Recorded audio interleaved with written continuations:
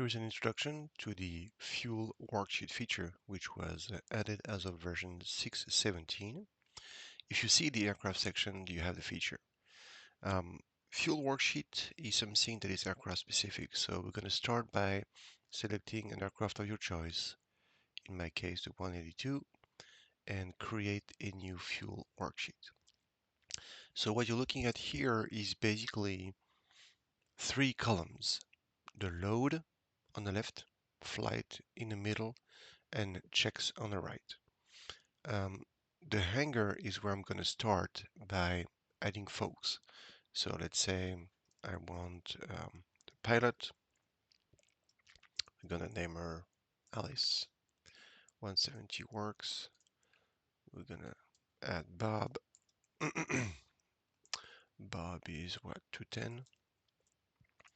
We're going to add cousin Doug, big fellow, 250. We're going to add in the cargo a small bag. This one is like 50 pounds.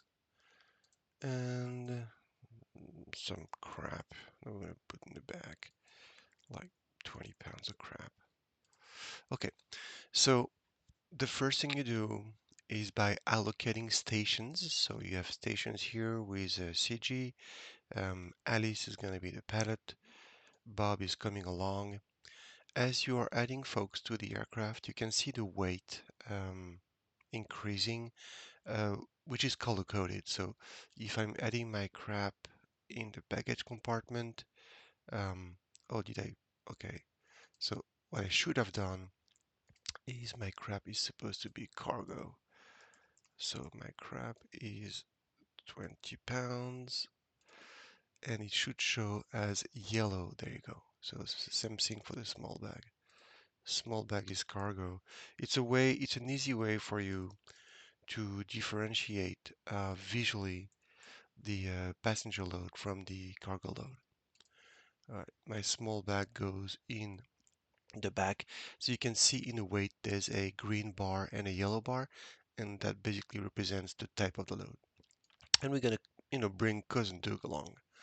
All right, so right now I have no fuel, so I'm gonna start with full fuel, 87, which is overweight. um, Immediately I can correct that with the max RAM fuel, which is accounting for the max RAM weight. So if I click on this button, it's going to adjust the fuel to match my max RAM weight. Switching to the flight portion, we're going to start by defining the flight rules and basically what's going to allow us to compute the legal reserve. So right now, my legal reserve is 6.5 gallons because I have VFR day, which is giving me 30 minutes. If I switch to VFR night, you see that my legal reserve is increasing to reach 45 minutes. If I select IFR, um, I'm going to go to 45 minutes plus whatever time it takes to go to the alternate. So if I have 20 here, I now have 45 plus 20, 65 minutes. So the legal reserve is going to match whatever you have in here. If this is a VFR flight, VFR day, um, I'm going to add 2 gallons of taxi fuel, which, by the way, if you were following with the flags, you can see that if you don't provide taxi fuel, the taxi fuel flag is going to remind you that you have to put some fuel there. Personal fuel reserve, for VFR day, I like to have 30 minutes, and that's going to be my yellow bar here. So I have my legal reserve, my personal reserve. I'm going to add some legs to the flight. Climb, cruise, and descent.